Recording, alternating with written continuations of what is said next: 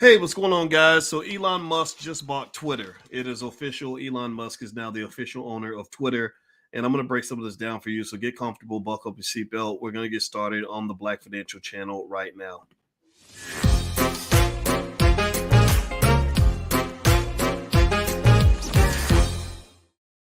Hey, what's going on, guys? Welcome to the Black Financial Channel. That's theblackfinancialchannel.com. My name is Dr. Boyce Watkins. I'm your friendly neighborhood finance professor.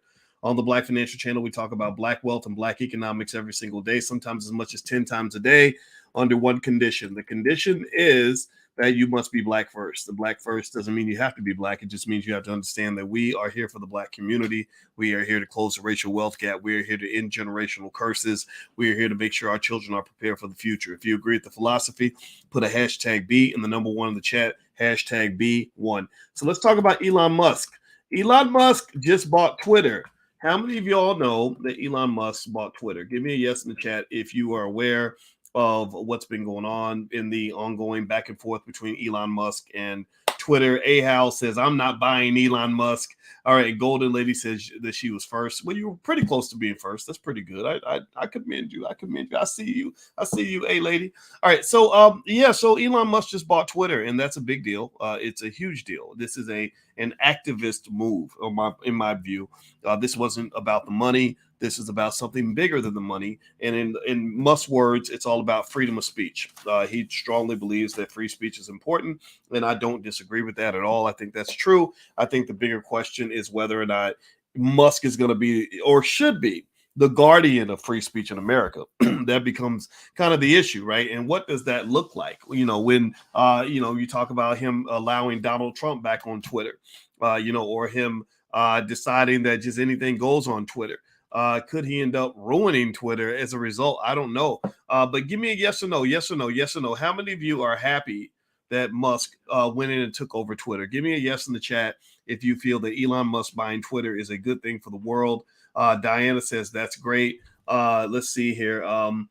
Let's see. Goldheart says time to run up the options. Oh yeah, with the Twitter options, I can imagine what that looks like. Okay, Matt says yes.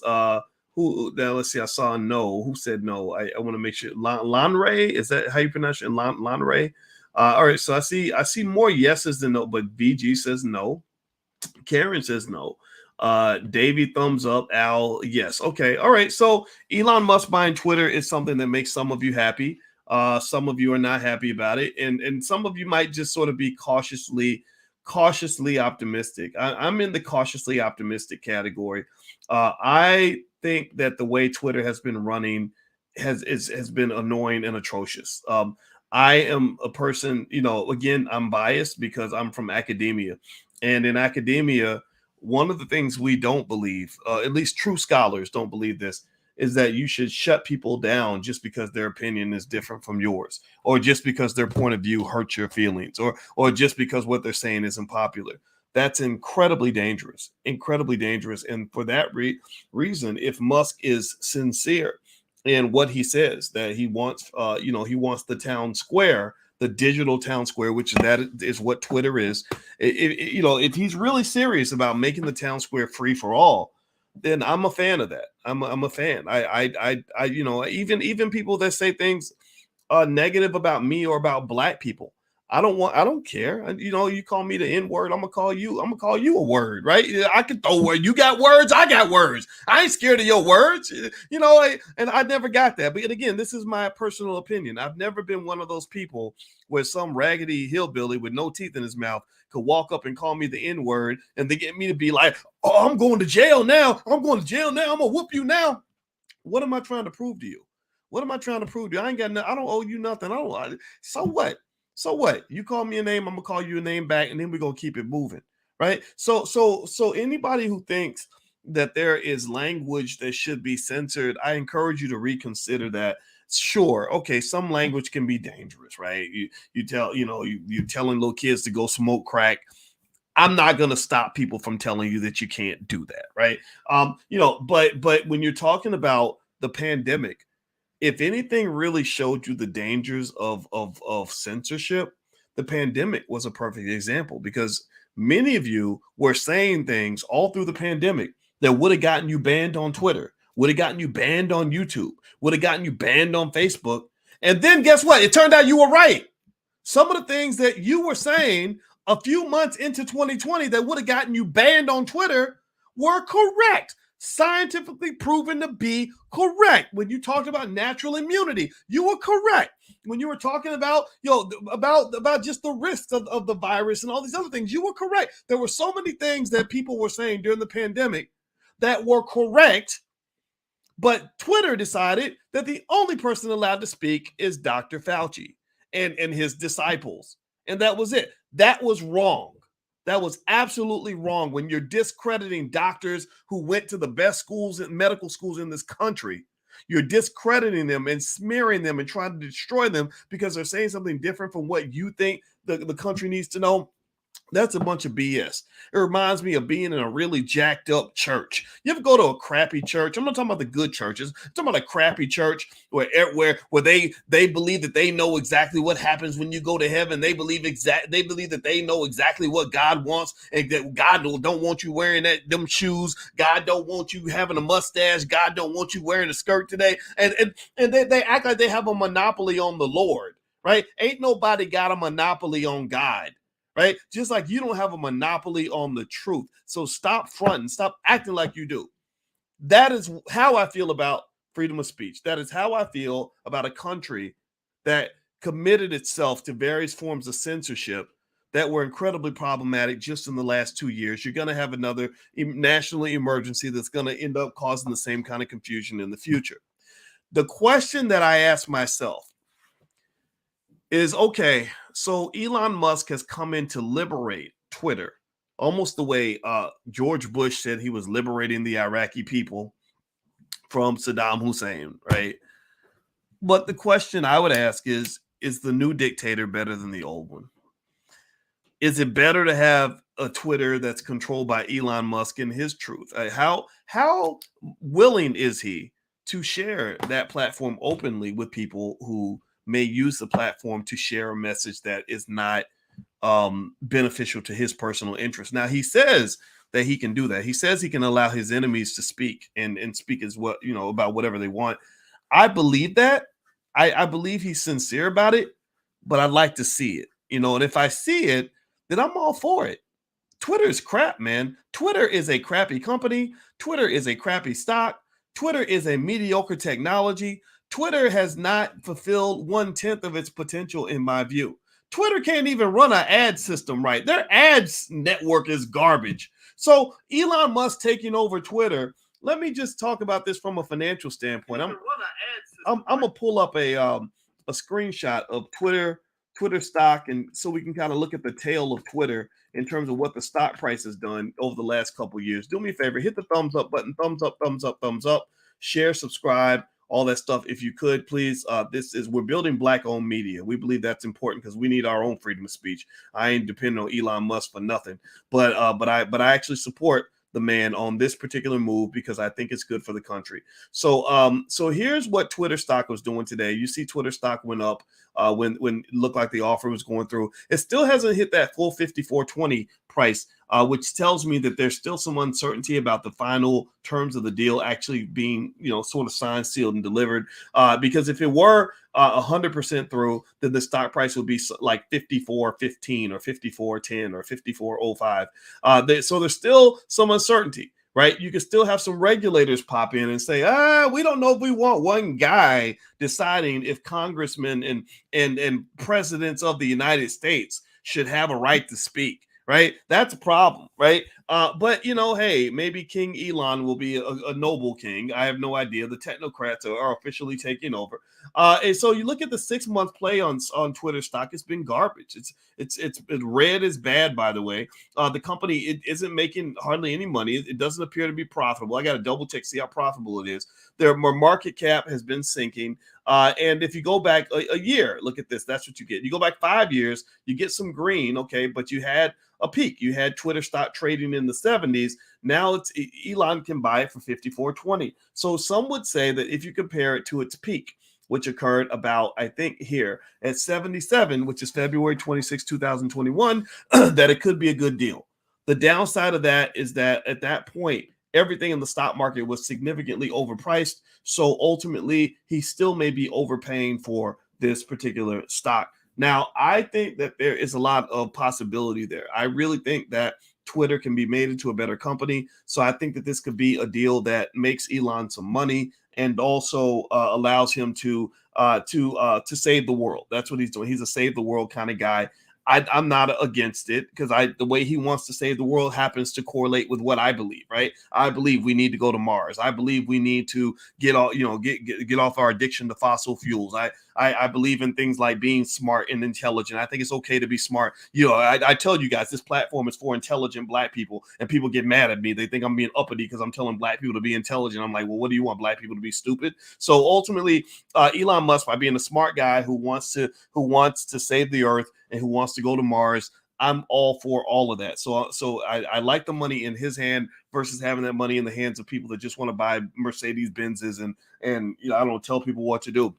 But with that said, I wonder what kind of a CEO he's going to be, or a chairman of the board, or an owner, or whatever his official title is, the king of Twitter. I don't know if he has the time to do it and do it effectively. I wonder if he is stretching himself too thin. And I'd be willing to bet you, I haven't looked at Tesla stock, but I'd be willing to bet you that since the moment where this announcement was made, that Tesla stock has continued to dip a little bit. And I'm looking here, and Tesla stock did go down a little bit less than 1% today. Not too bad, but over the last 5 days, since the announcement has been made that Elon was going to take over, Tesla stock is down just a little bit, though. Not dramatically down, but it's down a little bit because I don't believe his investors feel that he has the capacity to run Tesla and SpaceX and the Boring Company and Twitter at the same time. But then again, Elon Musk tends to prove people wrong. If you want to know more terms of the deal is for $44 billion. Musk says that Twitter being open source and free and everything is essential to the functioning of a democracy. I do agree. In case you don't know, in the U.S., you're not really living in a democracy. You're actually living in some sort of I forgot what term they used. Aristocracy, I guess, maybe that, perhaps, I don't know, but basically the techies have a lot of power, and also wealthy people control a lot of power. And if you look at things like the Supreme Court and stuff like that, it doesn't really always represent the interests of the people. A lot of your Supreme Court justices come from Ivy League schools. Like recently, Judge Katanji came from Harvard. Obama's appointees came from Harvard. So there is kind of an elitism that occurs here in the United States. Also, economic inequality has gotten worse since the Fed has pretty much supported this massive bubble in asset prices over the last 15, 20 years. Quantitative easing and the devaluation of the currency means that the working class has worked harder to make less money. The working class has worked harder to make less money. So ultimately, your dollars are not worth what they used to be. Also, the assets, the stocks that you own, even they're not worth what you think. If you denominate them in dollars, it looks like you're making money. But if you denominate these asset prices in gold, a much more stable currency, you actually find that Americans are doing worse than they were, say, 15, 20 years ago. Now, would I recommend buying Twitter stock? No. I'm not going to sit here and I'm not telling you not to buy it. I don't know enough right now about the stock and the fundamentals to tell you whether I'd buy it or not buy it. I'll get back to you on some of that after I do some research on it. But I'm looking here and I want to see some of the financials of Twitter in terms of what their economic numbers look like. Let me see here. What do they have going on in terms of revenue and net income and all that stuff? Let me see here. The market cap is $39.47 billion. The current CEO is a guy with the last name Agarwal. And let me see, Twitter net income 2021. Twitter's net income for 2021 was roughly, let's see, they said in the last reported quarter, the social network Twitter generated a total net income of roughly $181 million. The net income or loss for every quarter in the third quarter of 2021, they generated 536 million. Let's see, quarter two, 2021, 65 million. That's not actually terrible. That's not entirely terrible. Let's see here. I'm looking here to see what else they have going on here. Now they have had declines in net income recently, and they're trying different things to try to gain more relevance. I don't think any of these things are working. I don't think Twitter is really tapping into its potential. A lot of these social media platforms are making their money from ads. That's it. Facebook, it's their ad network that does everything for them. Google is the ad network. That's what it is. So Twitter, I thought, would be able to really capitalize on the development of a quality ad network, and it's just not that good. I've tried it. It's just not, extraordinarily good. Now, Dogecoin, I don't want to buy Dogecoin. I don't believe it has any value, but at the same time, I bet Dogecoin went up because Elon Musk seems to make things real. And if you own Dogecoin, I'm not against what you're doing at all. I hope that what you're doing ends up working out for you. I just don't necessarily want to be heavily involved in Dogecoin. If I bought it, it would just be for fun. It would be like a party trick. It would just be something to do in my spare time. So ultimately, Twitter is a company that has a lot of potential, and Musk seems to think he can bring it out. And I think that this is a good move for society. And I'm reading more here, and it says here that he said he would be open. He would open up the website's algorithm, putting content moderation decisions into clear view. Although some researchers have said that would be difficult. He has also pushed for simple, broadly popular changes, such as adding an edit button, as well as pledging to eliminate spam bots. And he has said he wants to open up Twitter's verification process to more users so the authenticity of accounts can be determined more easily. Twitter had seemed poised to reject the offer. They actually implemented a poison pill to kind of slow him down. It wasn't to kill off the deal. It was just kind of slow him down. A poison pill. It's basically putting something in the company to make it unattractive, right? So I personally thought that Musk wasn't going to go through with the deal. I'm going to go ahead and admit that I really thought Musk wasn't going to be able to do it, but he did it. He got the money and he's made it happen. So he's proved me wrong, and I acknowledge that for sure. They said that the two sides were focused on determining whether Musk had the financing to complete the acquisition, and did not spend much time discussing Musk's strategy for the future of the social network. Musk had also met privately with several large Twitter shareholders in recent days, with some expressing their support for his bid. The person said the two sides did not see regulatory issues such as an antitrust review as likely roadblocks to closing the deal. So Musk spoke to some major shareholders. I imagine a major shareholder, your big concern is getting money out of this thing. Remember, the stock has been tanking for a while. When company stock tanks, that tends to make them open for potential takeover target. They said Musk is worth about $259 billion, according to Bloomberg's Billionaires Index, but much of his wealth is tied up in stock. The entrepreneur serves as CEO of Tesla, SpaceX, and he co-founded PayPal. Beyond bank loans, it's unclear how Musk intends to pay for the more than $21 billion of the deal, which he described as equity financing from himself.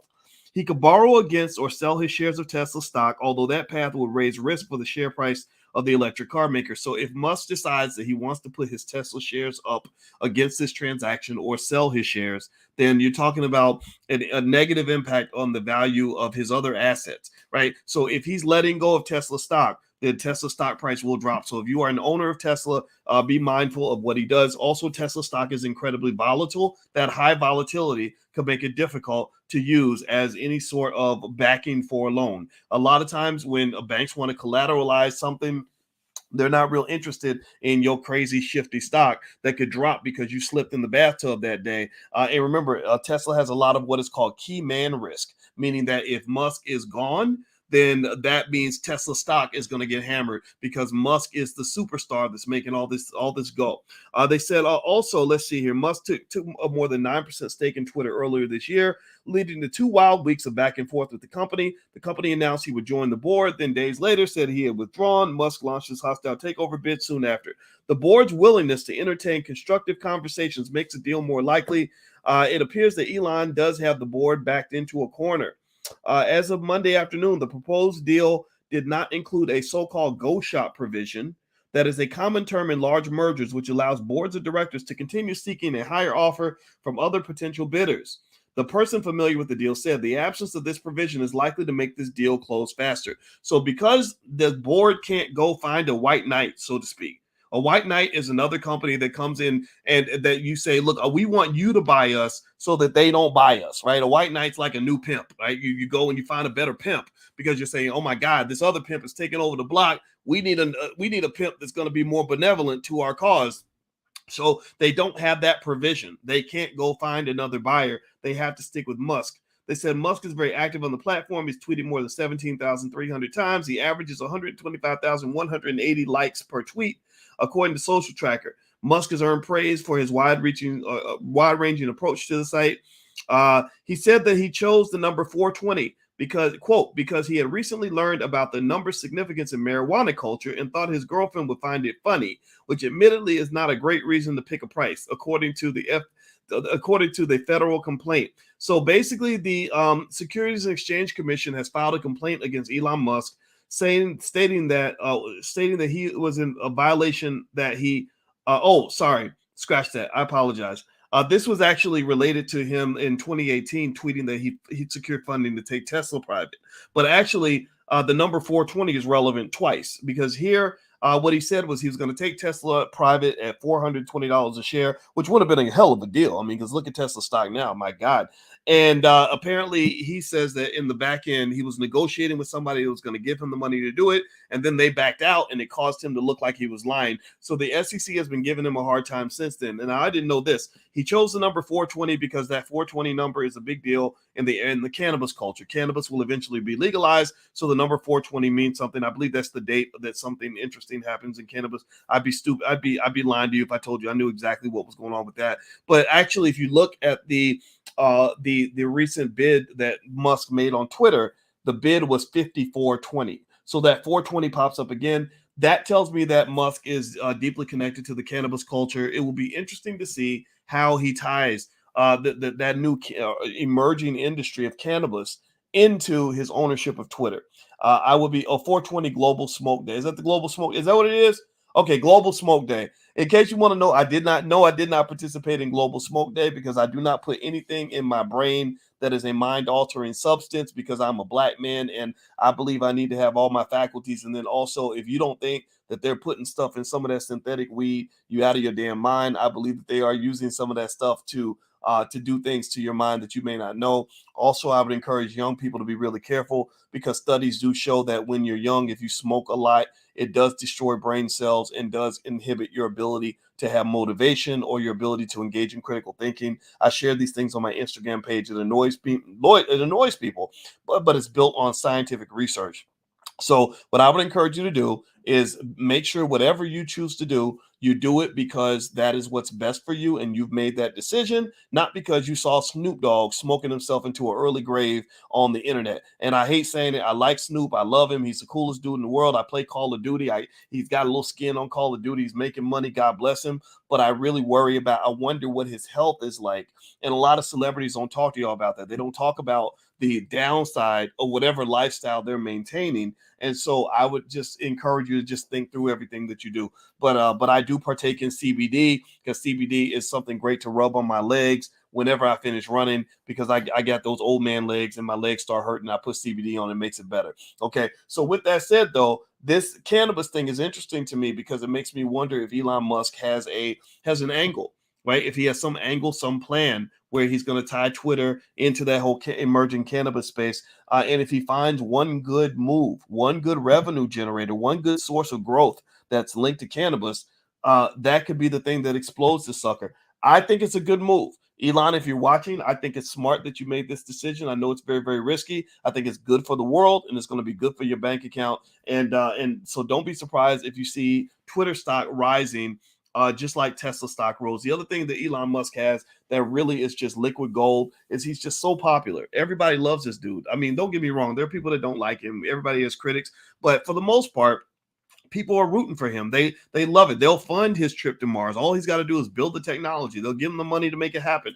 And I really just think that he's kind of going down in history as one of the most iconic white guys in our generation. He's not one of the most iconic people in my world. My icon is Dr. Claude Anderson. My Elon Musk is Dr. Claude. You know, he's my George Washington. He's my Ben Franklin. He's all of that for me. Right. But if I'm not black, if I'm not trying to, solve the problems that we're solving in our space, I'm looking at Musk and saying, you know what?